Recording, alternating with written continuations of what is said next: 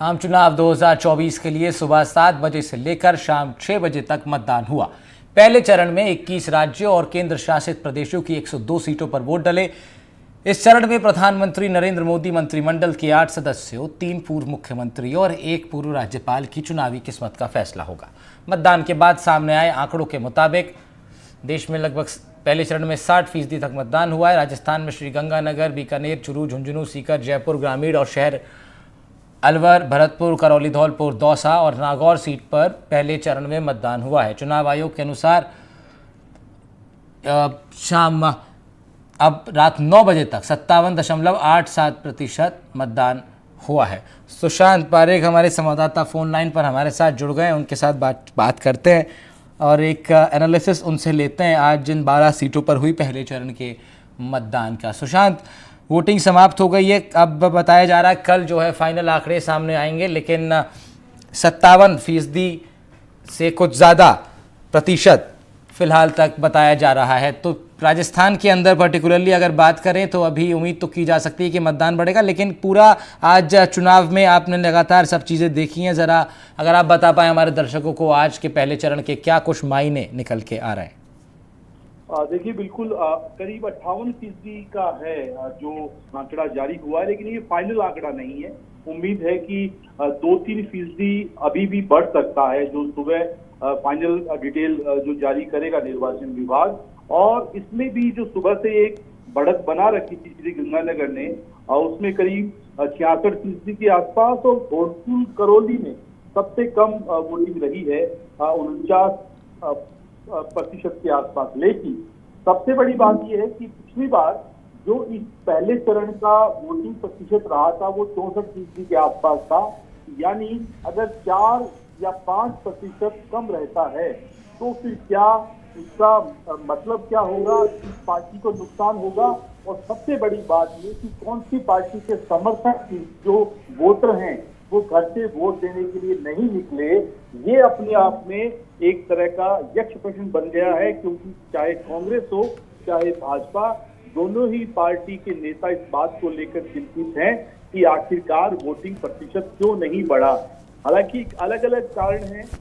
कोई ये बता रहा है कि मौसम थोड़ा सा जो है तल्ख हो गया था, गर्मी बढ़ी, वजह ये भी रही, लेकिन ऐसा नहीं है। पिछली बार भी करीब यही मौसम था जब इलेक्शन हुआ था। लेकिन कई चौंकाने वाली चीजें भी निकल कर आई, खास तौर पर मुस्लिम बहुल इलाकों में भी वोटिंग प्रतिशत ऐसा नहीं बढ़ा है जैसा आमतौर पर होता है। और साथ में जो ऐसी सीटें जहां पर बहुत टफ मुकाबला है, खास तौर पे चूरू, नागौर या दौसा जैसी सीटें, वहां पर भी वोटिंग प्रतिशत एवरेज है, बहुत ज्यादा नहीं है। लेकिन बनिस्बत इसके श्रीगंगानगर सीट ऐसी जिसकी बहुत ज्यादा चर्चा नहीं थी, लेकिन वहां पर बहुत अच्छा मतदान हुआ है। और जयपुर शहर की भी बात करें तो एक सम्मानजनक जो वोटिंग है करीब 63% के आसपास वो हुई है। लेकिन ओवरऑल 12 सीटों पर करीब 114 प्रत्याशी हैं जिनके भाग्य का फैसला ईवीएम में बंद हो गया है। आज रात को स्ट्रांग रूम में जमा हो जाएगी, 4 जून को फैसला होगा। और कल के बाद पूरा फोकस आने वाले 13 जो लोकसभा सीट है दूसरे चरण की, उन पर अब शुरू हो जाएगा चुनाव प्रचार। उन सीटों पर अब हमें देखने को मिलेगा। बिल्कुल सुशांत, और इलेक्शन कमीशन ने भी इस बार काफ़ी प्रयास किए थे तमाम जगहों पर, नुक्कड़ नाटक के साथ साथ और भी तमाम प्रयास इस बार किए गए थे इलेक्शन कमीशन के द्वारा सुशांत।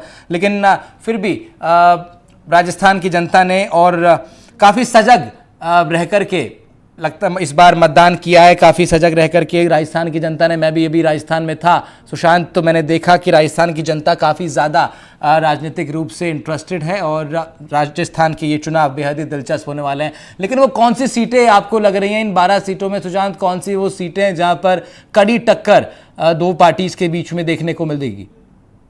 देखिए, अगर बात की जाए तो श्रीगंगानगर की जो सीट है वो पहले भाजपा के फेवर में थी, लेकिन अब वोटिंग प्रतिशत बढ़ गया है।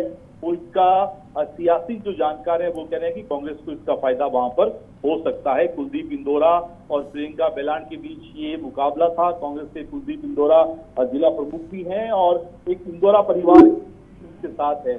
तो बढ़ा हुआ वोट प्रतिशत क्या उनके फेवर में जाएगा, ये एक चर्चा का विषय है। दूसरा, नागौर सीट एक ऐसी जहां पर बड़ा कड़ा मुकाबला 57% के आसपास वहां पर वोटिंग हुई है।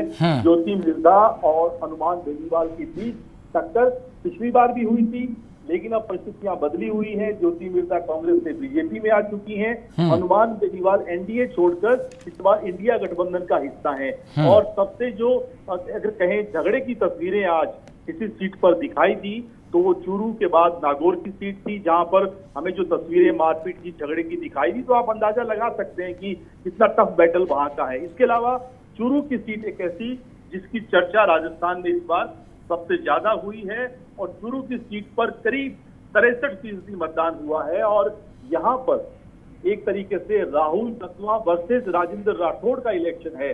राजेंद्र राठौड़ विधायक का चुनाव हार चुके हैं। इस बार टिकट दिलाने में देवेंद्र झाझड़िया को उनकी बड़ी भूमिका रही।